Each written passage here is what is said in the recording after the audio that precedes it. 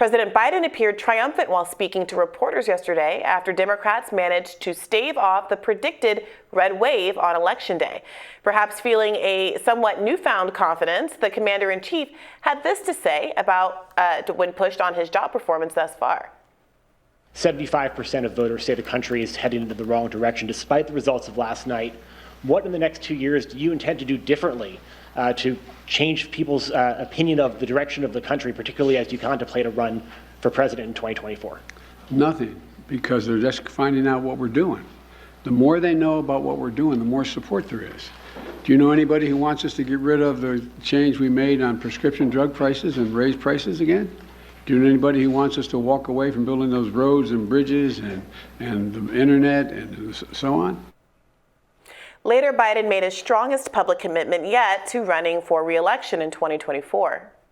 When I announce, if I announce, my intention is that I run again, but I'm a great respecter of fate, and this is ultimately a family decision. I think everybody wants me to run, but we're going to have discussions about it. My guess is it'll be early next year we make that judgment. 2/3 of Americans in exit polls say that they don't think you should run for re-election. What is your message to them, and how does that factor into your final decision about whether or not to run for re-election? It doesn't. What's your message to them? To those 2/3 of Americans? Watch me. I said it all along, and I will say it again. Joe Biden will be the Democratic Party's candidate for president in the next election cycle. I mean, is there something to this Biden approach? He's asked what he would do differently, what the Democrats are going to do differently going forward. He says nothing. he's asked, do you care, about the polls that say that people don't want you to run again? He says no. And then he oversees what is a historic kind of success in terms of midterms for a sitting president. The opposite party. Normally you lose on an average of 27 seats. Democrats are only down 8 right now. Is he right? At the end of the day, it's about results. It's about delivering. It's about winning. And this is a huge win. It's a huge win for him specifically, despite all of the polling suggesting that voters were very concerned, very spooked about the state of the economy, very uncertain about Joe Biden and his age and everything else going on. At the end of the day, they still voted by and large for Democratic policies, or they did not vote for Republican figures to nearly the extent we would have expected historically or based on these conditions. I liken this sort of press conference. You're a House of the Dragons fan. This was the old king Viserys stumbles into the throne room in the 8th episode. He's been out, he's dying. He picks his crown off the ground. He sits himself down in the Iron Throne and he says, okay, we're going to resettle this succession matter. Everyone has to re-swear fealty to me. That's what it was. Yeah, but we know how that ends. Well, it ends badly. But it ends badly. Look, so I have mixed feelings about this because, my sympathies obviously lead from a policy perspective toward the Democrats. I am concerned, though, that Democrats are stealing valor, as it were, from abortion, and that so much of the success here really was about people being afraid of Roe. Young people and single women voters in particular turning out with overwhelming preference for the Democratic Party seems to have carried them across the finish line and single-handedly held that is not red wave. That is not an unexpected result whatsoever. Of course, young people are going to vote. Young people always vote. Well, no, that's in not record true. numbers for Democrats. We have unprecedented turnout in young voters, the highest numbers since 2018. So it's not just that young people. 2 cycles ago.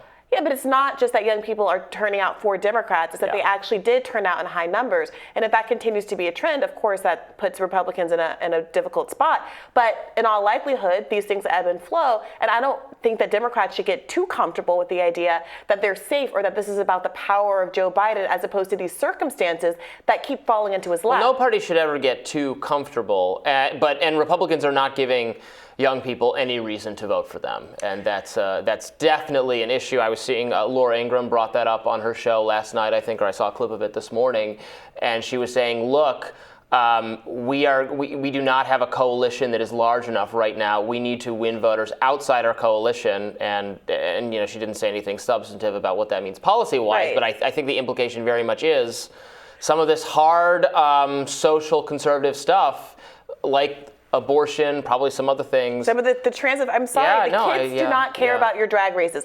The single women and the young people who carried the Democrats over the finish line on Tuesday love a drag brunch like nothing else in the world. And so they have to find a different line of attack. We were talking a little bit earlier in the makeup room about the things that everybody universally hates, Comcast, antitrust. There are a lot of true villains out there in the world that if Republicans really wanted to focus on, they could. But I do think that there's a diminishing returns on some of this culture war stuff. Yeah. Well, President Biden, of course, didn't miss the opportunity to deliver a series of rhetorical jabs at his political arch nemesis, Donald Trump. Let's watch that.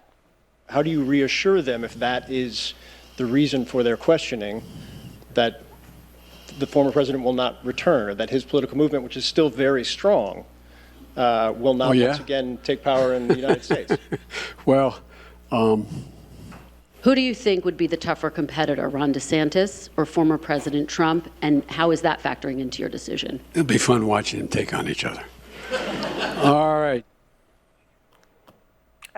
Online betting markets now give Florida Governor Ron DeSantis the advantage to take the White House in 2024, even over Trump. Meanwhile, the former president spent his Wednesday fervently fighting allegations that Tuesday midterm represented a blow to the MAGA movement. He told Fox News Digital, quote, "There is a fake news narrative that I was furious. It is just the opposite. The people I endorsed did very well. I was batting 98.6% in the primaries and 216 to 19 in the general election. That is amazing. We had tremendous success. Why would anything change?"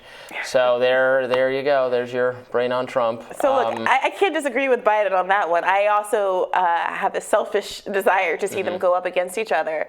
But on the other hand of things, that tee up concerns me for the same reason that the Democrats' successes on Tuesday concerns me a little bit, which is that it will be a conversation about the theatrics of it all. It'll be a non-substantive conversation, and we won't have any push to talk about the substantive issues that are still unresolved. Same with the Joe Biden scenario.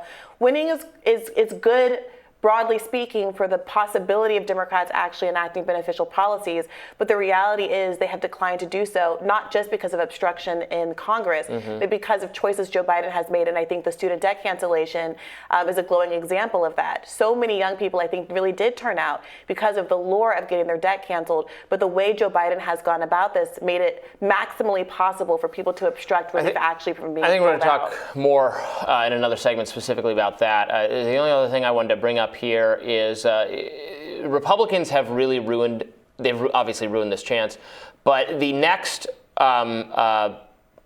elections will also have a lot of Senate seats at risk for Democrats, where Republicans, again, just because of the nature of the map, will have the opportunity for pickups. If they had cleaned up the way the most favorable projection was, if they'd cleaned up this time, they could have gotten to 60 next time. And they could have had President DeSantis, House of Representatives that's Republican with Republican Speaker, 60 in the Senate, and a Republican majority Supreme Court. That would have been the most leeway that any political party would have had to enact whatever their vision is since FDR. More so, honestly, the most in over 100 years. And that chance will not materialize because of what happened on Tuesday. And I think the specter of that is exactly why abortion was such a strong argument this time around, because you've got members of your own party flirting with the idea of a national abortion ban, and that kind of power and that kind of legislative push is not what the overwhelming majority of Americans want. Well, we've got more election coverage coming up next. Stay tuned for that.